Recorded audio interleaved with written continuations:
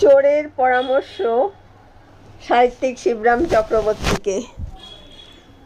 এক ধূপকাঠিওয়ালার ছদ্মবেশে দিন দুপুরে এক চোর ঢুকলো শিবরামের ঘরে। ঘর মানে যেখানে মুক্তারামের তক্তারামে শুক্তারাম খেয়ে শিবরাম থাকেন, সেই মেসের ঘরে। বাইরে গেলে কোনো কালেই ঘরে তালা দেন না। তালা দিয়ে লাভ কি? কিছুই তো নেই ঘরে, শুধু চার দেওয়ালে অজস্র নাম, ঠিকানা আর ফোন নাম্বার লেখা। শিবরামের অকাট্য যুক্তি, খাতা হারিয়ে গেলেও দেয়াল হারানোর কোনো সুযোগ নেই।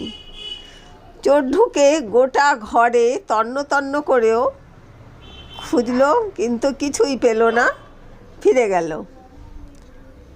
সন্ধেবেলা শিবরাম ঘরে ঢুকে দেখে জামা কাপড়, লেখার কাগজপত্র, কম্বল, বালিশ সব তছনছ, আর তক্তপোষের ওপরে রাখা একটি 10 টাকার নোট, আর এক প্যাকেট ধূপকাঠি, আর একটা চিঠি।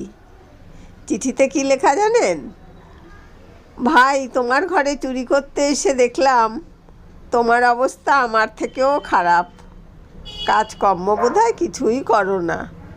এই 10টা টাকা রেখে গেলাম, এই টাকায় এই কোম্পানির ধূপকাঠি কিনে ফেরি করো।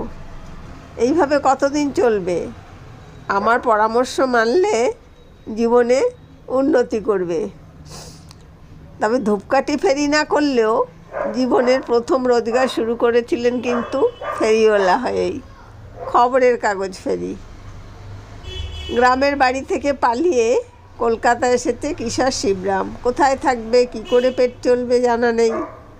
সুতরাং 2 বেলা কখনো ভিখিরিদের সঙ্গে পংক্তিভোজন, আর রাত্রে ওই ভিখিরিদের সঙ্গেই ফুটপাতে বা মন্দিরের গায়ে লাইন দিয়ে শোয়ার ব্যবস্থা। একদিন হঠাৎই পরিচয় হলো তারই বয়সী একটি ছেলের সঙ্গে। আরে, তুমি তো ভদ্রলোকের ছেলে, এইভাবে ভিখিরিদের সঙ্গে বেশি দিন থাকতে পারবে না। এক কাজ করো। কি করব তাহলে? শিবরামের প্রশ্ন। তুমি আমার মতো খবরের কাগজ ফেরি করো, আমি যোগাযোগ করিয়ে দেবো। ব্যাস, শুরু হয়ে গেল পরদিন থেকেই। কখনো হেদুয়া, তো কখনো শ্যামবাজার, কখনো বউবাজার, তো কখনো গোলদিঘি। কিন্তু কাগজ বেচাও কিন্তু অত সহজ নয়। পুরনো ফেরিওয়ালারা নতুনকে ঢুকতে দেবে কেন? তাই বারবার জায়গা বদল। সারাদিন কাগজ বেচে যা কমিশন হাতে আসে তাই দিয়ে আগেই রাবড়ি, রসগোল্লা, চপ, কাটলেট এবং অবশ্যই সিনেমা। রোজে